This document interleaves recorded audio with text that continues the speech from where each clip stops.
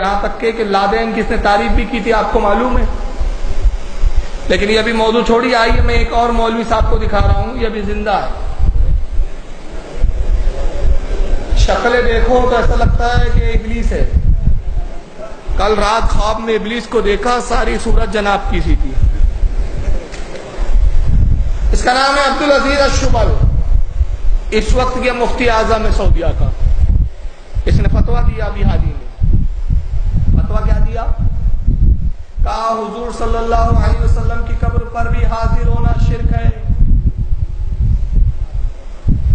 ہمارے شیخ محمد ابن عبد الوہاب نجدی فرماتے ہیں کہ کسی نے حج کیا اور حج کرنے کے بعد حضور کی قبر پر زیارت کی نیت سے آیا, اس نے اپنے حج کو برباد کر دیا. محمد عبد الوہاب نجدی نے لکھا, بلکہ اس نے کتاب التوحید میں, اس خبیث نے یہاں تک لکھا اپنی کتاب التوحید میں کہتا ہے کہ محمد کا روزہ, محمد کی قبر بت ہے. محمد کی قبر کو دیکھنا گویا سب سے بڑے بت کو دیکھنا. حضور کی قبر کو بت قرار دیا, اور یہ بھی آج اولیاء کی قبر کو بت کہہ رہے ہیں. تو اس نے فتویٰ دیا کہ صاحب حضور کی قبر پر جانا بھی جائز نہیں, اور لوگ جاتے ہیں, جانے کے بعد کیا کرتے ہیں, حضور سے بارگاہ میں دعا کرتے ہیں, التجائیں کرتے ہیں. یہ سب شرک ہو رہا ہے, اس سے روکنا چاہیے. روکنے کا ذریعہ یہ ہے, لوگ مانتے نہیں ہیں. تو حضور صلی اللہ علیہ وسلم کے جسم مبارک کو راتوں رات پوشیدگی کے ساتھ قبر سے کھود کر نکال کر کسی گمنام جگہ پر دفن کر دیا جائے. اب جو قوم اپنے نبی کے جسم تک کو قبر سے کھود کر نکالنے پر آمادہ ہو, وہ مسلمان ہو سکتی ہے؟ یہ یہود و نصارہ نہیں ہے تو کیا ہے یار؟ بتاؤ, یہ قبر کھودنے کا تصور کس نے دیا تھا؟ 500 ہجری کی بات ہے.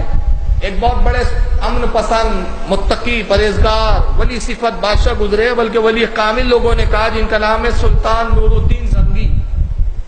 سلطان صلاح الدین ایوبی کے سسر تھے.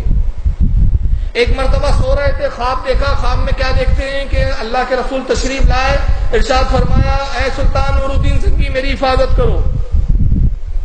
نیند سے بیدار ہوئے, ہڑبڑا کر صبح دربار منعقد کیا, علماء کو بلایا. کل رات میں نے خواب دیکھا اور حضور فرما رہے ہیں کہ سلطان نور الدین زنگی میری حفاظت کرو. سرکار کو آخر میری کیا ضرورت پڑ گئی؟ علماء نے کہا کہ ہو سکتا ہے حضور نے کچھ اور کہا ہو, آپ کچھ اور سمجھ رہے ہیں. انتظار کیجئے, اللہ تعالیٰ جو صحیح ہے اس کو ظاہر کرے گا. دوسری رات آئی, سلطان نور الدین زنگی پھر سوئے. ان کی عادت تھی کہ روزانہ 1000 مرتبہ درود شریف پڑھ کے سوتے تھے.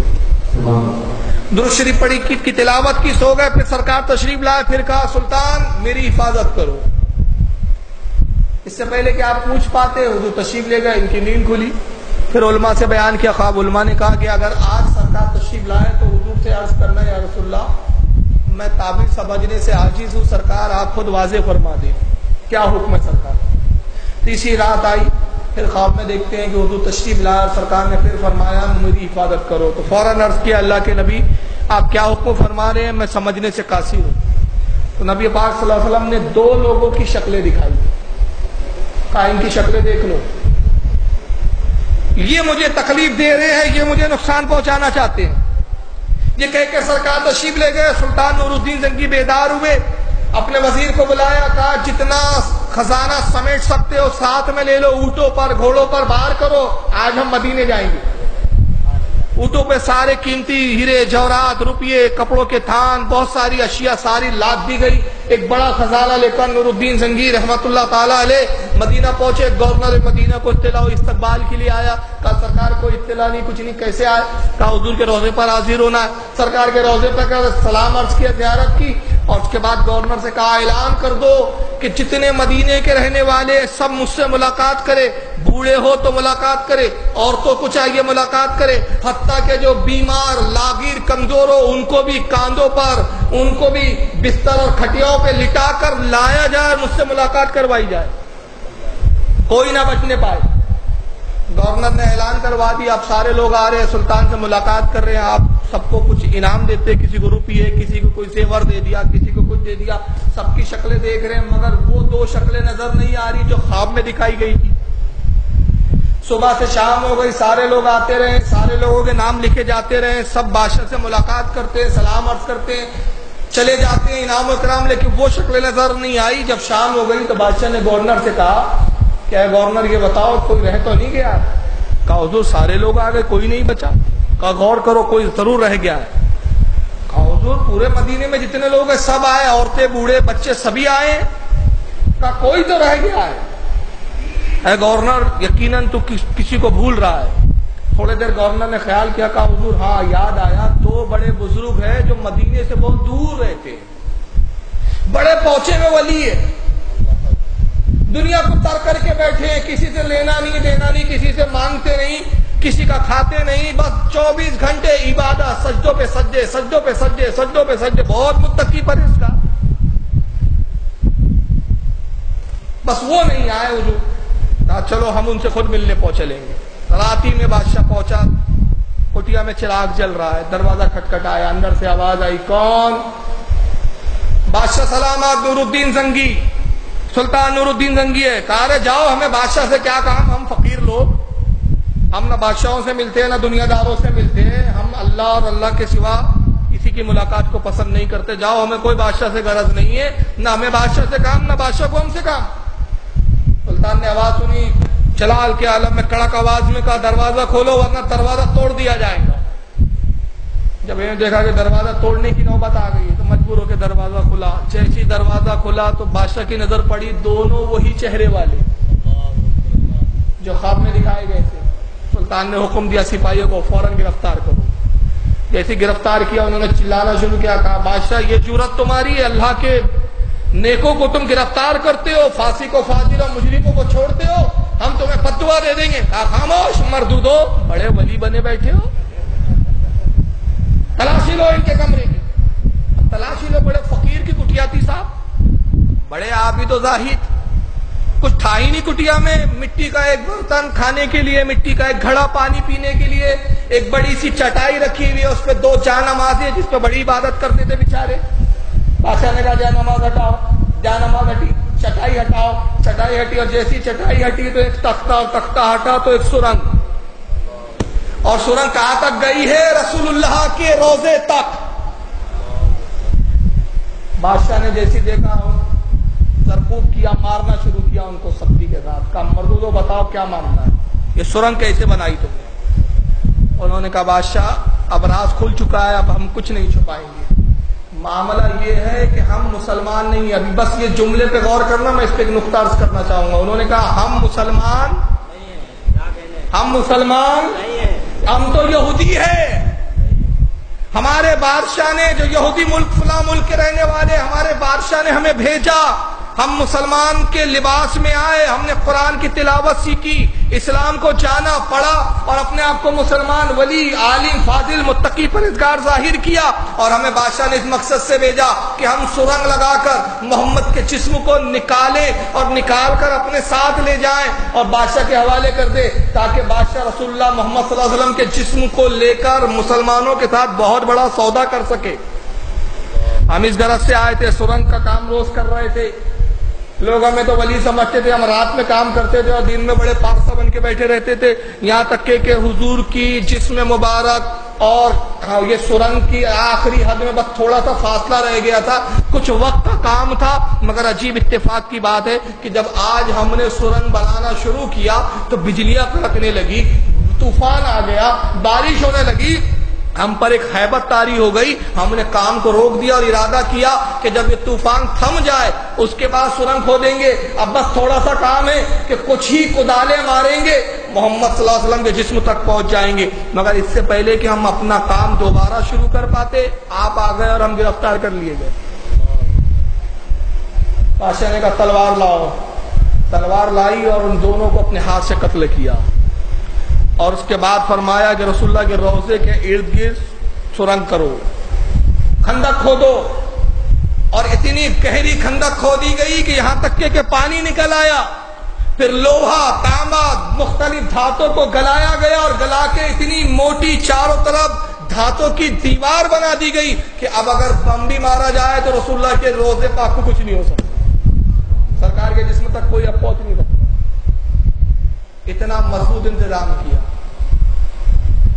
یہ کب کا واقعہ ہے؟ اس کو امام समहूदी ने अल-वफ़ा उल-वफ़ा में लिखा है, इसको हज़रत शाह अब्दुल्ला अपने जज़्बुल कुलूब में बयान किया है। बहुत सारे उलमा ने, हत्ता के वहाबियों का बहुत बड़ा अल्लामा इब्न कसीर, उसने भी अल-बिदाया वन निहाया में लिखा है 500 हिजरी का, यानी रसूलुल्लाह के विसाल के कितने साल के बाद, बोलिए 500 साल के बाद, यानी अंदाजा लगाइए 500 साल के बाद तक यहूदियों का तो ये अकीदा है कि मोहम्मद का जिस्म सलामत है, हम ले जाएंगे।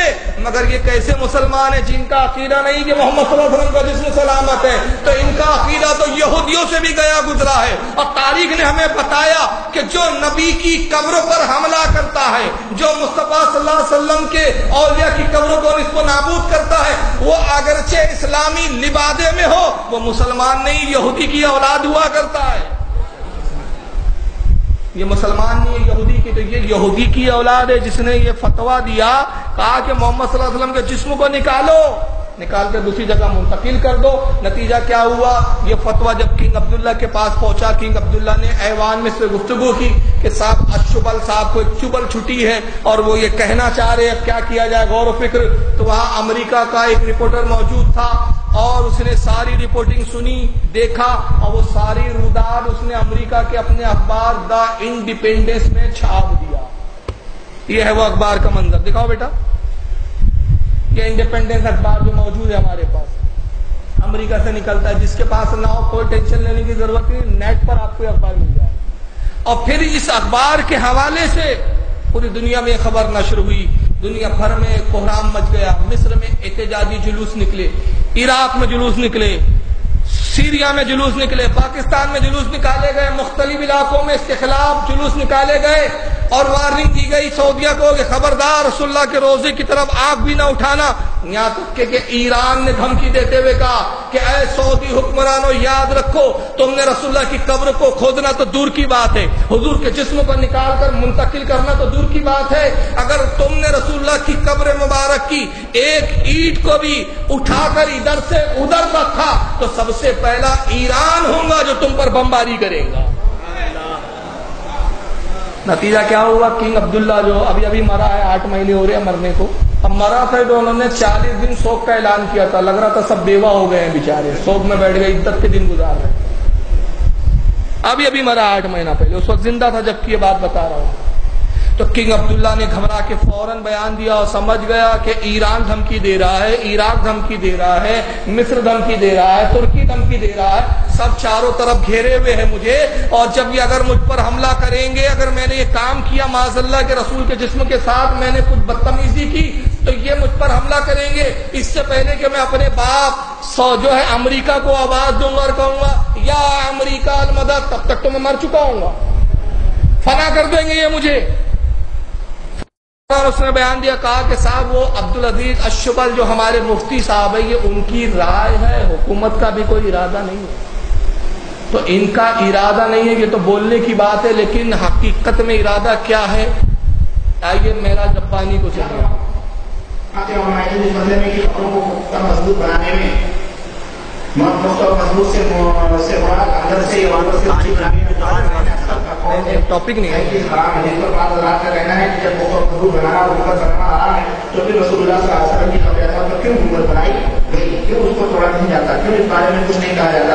क्या किसी कौम के फितने की वजह से सल्लल्लाहु अलैहि वसल्लम की हदीस को अंजाम रखा जाता? अगर कोई हिला बयान किया जाए तो पूरे उलमा अपने अपने हिले बयान करेंगे, हर उलमा अपने अपने हिले बयान करेंगे। क्या रसूलुल्लाह सल्लल्लाहु अलैहि वसल्लम की कोई खसूसियत, रसूलुल्लाह सल्लल्लाहु अलैहि वसल्लम की कोई खसूसियत नहीं, और ये हुकूमत बनाने वाले ये बिदअती शरीकी तो थे। और ये 7वीं सदी हिजरी और 6वीं सदी के आखिर में ये हुकूमत तामीर थी और इसके ऊपर ब्लू कलर था, फिर दूसरा इसके ऊपर ग्रीन कलर लगाया जिसको हुकूमत फरा कहा जाता है। तो इसके तोड़ने का हुक्म अल्लाह के रसूल सल्लल्लाहु अलैहि वसल्लम ने दिया है, बेशक दिया है। और चूंकि इसमें एक फितने की बात है, इसलिए उसे रोका गया है, रुका है की भी होगा इंशाअल्लाह ताला जरूर वक्त आएगा तो भी पूजा कर तो कोई मसला नहीं है, इंशाअल्लाह ताला जरूर वक्त आएगा तो भी पूजा कर तो कोई मसला नहीं है। एक फितने की बात है। फितना क्या है? डर है हमें, आस पास के सारे ममालिक टूट पड़ेंगे, एक फितने की बात है, इसलिए उस बात को रोक के रखा है। इंशाअल्लाह वक्त आएगा तो वो भी टूट जाएंगे। नबी पाक का गुंबद भी तोड़ देंगे, नबी की मजार भी तोड़ देंगे। یہ ہے ان کے تیور، یہ ہے ان کی بولی، یہ ہے ان کا عقیدہ، یہ ہے ان کا نظریہ. ارے یہ انسانوں کو مار رہے، یہ تو آتنکواد ہے ہی. یہ تو جو انتقال کر چکے ان کو بھی سکون سے جینے نہ دے گی اپنی قبروں میں. اس سے بڑے آتنکوادی اور کون ہوں گے یار؟ اس سے بڑا اور کیا آتنکواد ہو سکتا ہے؟ اور اس میں جھوٹ دیکھو اور بیوقوفی دیکھو. کہتا ہے کہ رسول اللہ نے اس بات کا زمین کو